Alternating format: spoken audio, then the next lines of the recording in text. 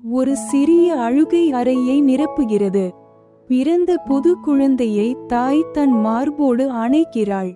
அவளின் கைகள் சிறிது நடுங்கினாலும் அவள் முகத்தில் இருக்கும் புன்னகை உறுதியானது.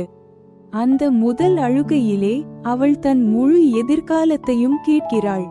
அவன் மூச்சில் அவள் கனவுகள், அவன் குரலில் அவள் வாழ்க்கையின் அர்த்தம். முதல் அடிகள் குழந்தை தரையில் தடுமாறி நடக்கிறான். அவன் விழுகிறான். அவள் அதற்கும் கைத்தட்டுகிறாள். மென்மையான கைகளால் அவனை தூக்கி நிறுத்துகிறாள். மீண்டும் முயற்சி செய் என்று அவள் கண்கள் சொல்கின்றன. பள்ளி காலை அவள் அவன் மதிய உணவை கவனமாக பெட்டியில் அடுக்குகிறாள்.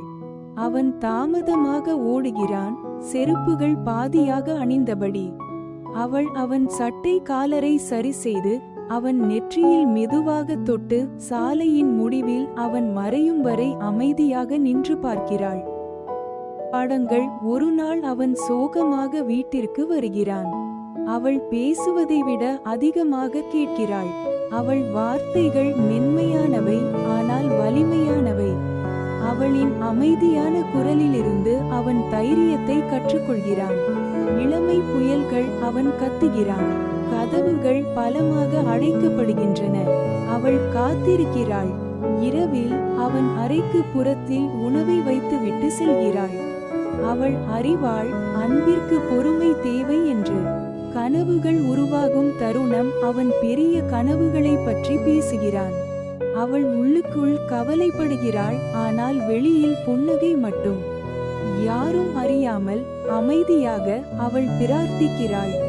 அவன் நடக்கப் போகும் பாதை மென்மையானதாக, கருணையுடனும் நன்மையுடனும் இருக்க வேண்டுமென்று. அவள் நம்பிக்கைதான் அவனின் முதல் துணை. இதையும் அம்மா குரல் உணர்வு. வீட்டை விட்டு புறப்படுதல். கதவோரத்தில் ஒரு பை. நீண்ட ஒரு அணைப்பு. அவள் தனது கண்ணீரை மறைத்துக் கொள்கிறாள். அவன் நடந்து செல்கிறான். அவனை விட அனுமதித்ததால் அவன் இன்னும் வலிமையானவனாக. பல ஆண்டுகளுக்கு பிறகு அவன் உயரமாகவும் ஞானமாகவும் திரும்பி வருகிறான். அவன் அம்மாவின் வயதான கைகளை பிடிக்கிறான். அவள் கண்களில் அவன் இன்னும் அந்த சிறு குழந்தைதான். அவன் இதயத்தில் அம்மா இன்னும் அவனின் வலிமைதான்.